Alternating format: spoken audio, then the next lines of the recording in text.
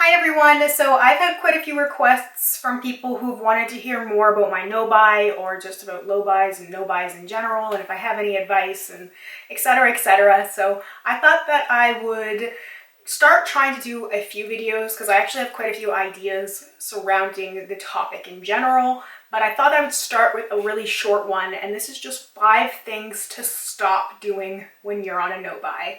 Of course, this is all just my opinion and my perspective. This might not hold true for you specifically, but it might give you a little bit of guidance and maybe a little bit of help if you're feeling a little lost and confused. I know that when I've attempted no-buys and low-buys in the past, it hasn't really worked out very well for me. And these are some things that I've been trying to stop doing and some things that I've successfully stopped doing, at least for the time being. So the first thing, and I think the most important thing, is to stop comparing yourself to other people. This is really, really easy to do. And if you're watching this video right now, chances are you watch other people who do YouTube videos. Potentially you're also on other places like Instagram, maybe Reddit, maybe a few other makeup forums or something like that. Maybe even somewhere specifically where you're talking about your no-buy or your low-buy. And it's really easy to compare yourself to other people and what they're doing. So this could be towards people who are doing no-buys and low-buys or people who are not. Either way, it's still very easy to compare yourself. This is something that I've tried to cut out. I definitely have removed myself from a lot of the different places that I used to frequent that discussed no-buys, low-buys, other people's updates and stuff, because it wasn't really inspiring for me. I was just comparing myself to other people, and everybody works differently. We don't use makeup the same way. We don't have the same life. We don't have the same lifestyle. We don't have the same budgets. We don't have the same concerns. So it just didn't make sense. I was beating myself up over things because I was seeing people who were more successful than me, and I was comparing myself to people who lived a different life, who had more income than me, who had a bigger space than me, who were like makeup artists or influencers or just people with larger collections. And then I could justify things. I'd be like, oh, well, so-and-so bought something today. I can do it too. It's okay. And somebody would go, oh no, I messed up. I bought something. Oh well, like lesson learned, I moved on. And then be like, oh well, I wanted to buy this thing. I'll just buy it because somebody else messed up. So I was kind of following along with other people instead of just focusing on myself. So the number one piece of advice I'd have is just to stop comparing yourself to other people. And the way to do that is going to differ from person to person. The second thing goes along with that, and that's cutting off social media usage. That's if it's a trigger for you. That's if you find yourself comparing yourself to other people, comparing your makeup collection, stash, hoard, whatever you want to call it, to other people. Things like YouTube and Instagram, and I'm sure there's other ones that I'm not thinking of at the moment, Twitter even perhaps. Facebook can be a bad one. Just places where you might find yourself comparing yourself to other people, or you see a lot of makeup related posts a lot. Instagram is really bad for that. Or if you're following certain people on YouTube that may be triggering for you. Again, it could be somebody who's doing a no-buy or a low-buy, and it could be somebody who is not. It's going to be very different from person to person. I personally watch very, very little makeup related content anymore, and I don't really spend a lot of time looking at it anymore because I felt it was really damaging to me at the moment because I was triggered to buy stuff. I was comparing myself to other people. I wasn't feeling good about, myself and my progression because I was too concerned with how other people were doing. And I was like, oh, I'm not as good as so-and-so. My makeup hasn't improved as quickly as this person, or I'm not as talented as this person. And it's just not helpful. It's always good to get inspiration from other people, to connect with other people, to have good conversations with people, but it's not good to get into that mindset of like, I'm not worthy because I think this person is better than me. So something that I've been conscious of is how much social media I'm ingesting when it comes to makeup related content. The third thing is avoiding makeup purchasing sites. Obvious culprits like Sephora, like Ulta, where you can directly purchase things, brand websites, even things where you buy things secondhand, perhaps a makeup exchange. This could be on Facebook or other places as well. It's not going to be really helpful for you to browse this if you're not purchasing makeup or you're trying to purchase less makeup, because you're just seeing all this stuff constantly, and if you get hooked into it, it's really easy to make it a part of your daily routine. It used to be for me, I'd always check the new releases on the Sephora app. I was like, what's new, what's new, what's new every day. And the more I saw, the more I wanted, even without any external factors, even without hearing people discuss these things, even without that FOMO, without that pressure from other people. I still wanted this stuff because I was facing it every single day. I was looking at it.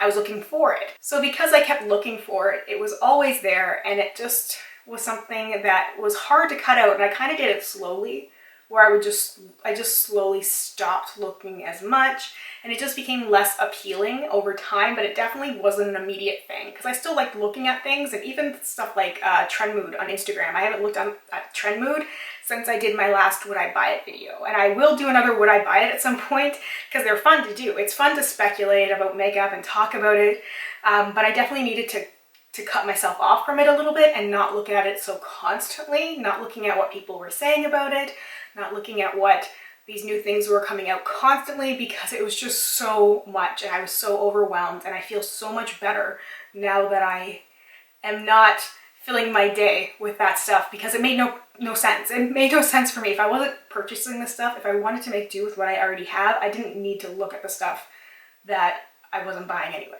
The fourth thing is to stop planning for purchases so far ahead.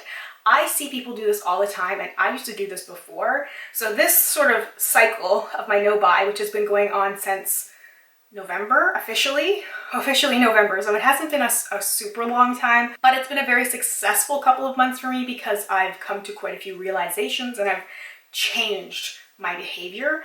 The planning too far ahead and planning out purchases, and I don't mean like the Would I Buy It videos that I would do occasionally, you know, kind of like, yeah, I would buy this, or yes, I would look into purchasing this. It's very fleeting. It's very much like in the moment looking at the picture and being like, yeah, that's interesting to me, without knowing more about it. Like a lot of the times you don't know price, you don't know how the cost it would be to ship it to you or whatever. And it's different than making a dedicated list. And I see people seem to set themselves up all the time, because they look at all these things that they want to buy. They stay hooked up to all the sites, you know, indie brands and new releases and newsletters, and they're constantly making lists. I'm going to buy this when my no buy's over. I'm going to buy this. I'm going to buy this. I'm going to buy this. And I'm going to buy this when this sale happens. And I'm going to buy this, and I'm going to buy this. And it's good to have a plan. It's good to have structure. But when you are focusing too much on what you're going to buy in the future, you're not focusing on what you have now. So you're still avoiding the problem. You're just kind of waiting for the time to pass, because then you're going to go back to buying a whole bunch of stuff. So have you actually learned anything from your no buy? No, you just suffered for a couple of months when you really just wanted to buy a whole bunch of stuff, and you haven't really identified the reasons why you wanted this stuff. This is just my opinion. I just see it from time to time. I used to do it myself, but I see people who just make these lists of stuff that they don't actually need. They just want it because they're still very much in the buy mindset, and they haven't broke themselves from it. So I'd say stop making all those lists. It's good to have a plan and an idea roughly to know what you want going forward, but there are certain categories. It's like, if you are on a no buy, do you need to buy 6 eyeshadow palettes when it's over in 6 months? Not necessarily. Again, everybody's different, but it's one of those things where it's like, okay, if you know you have 4 foundations and you want to finish 2 of them before you buy another one, that's a goal.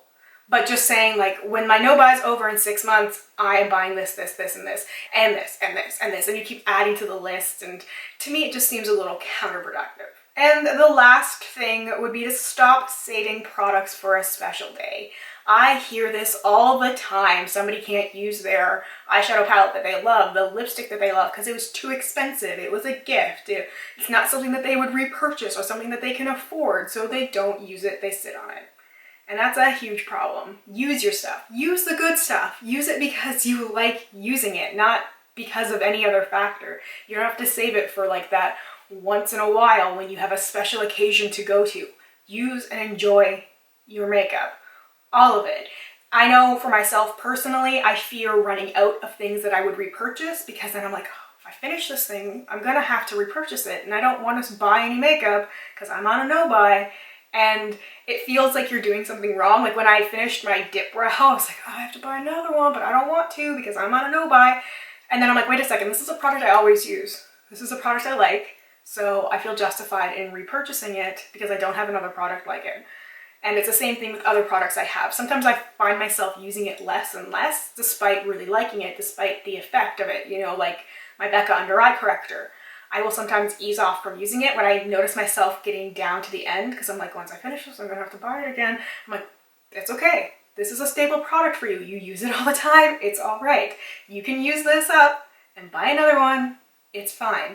But there's also something less exciting about repurchasing something that is like a staple product like that, because you're not going through lipstick and eyeshadow and blush and that kind of stuff as quickly as you go through sort of your boring base products. So it's not as exciting. It just kind of is like a product you buy, like when you're buying groceries and it's like, I'm not trying anything new, but I know I need milk. I know I need to buy a bag of rice. It's like, it's the same sort of thing in my mind, where it's just not terribly exciting. It's just something that has to get done, and it can stop me from using certain things because I know I would then have to purchase it. But I'm just saying, do not fear that. If you have your core group of products that you really like, enjoy using them, and don't try and hoard them and keep them for that special occasion if it's something that you really like using and it makes you feel good when you use it. Those are the kind of things that I'm enjoying more and more as time progresses, is the products that I really love.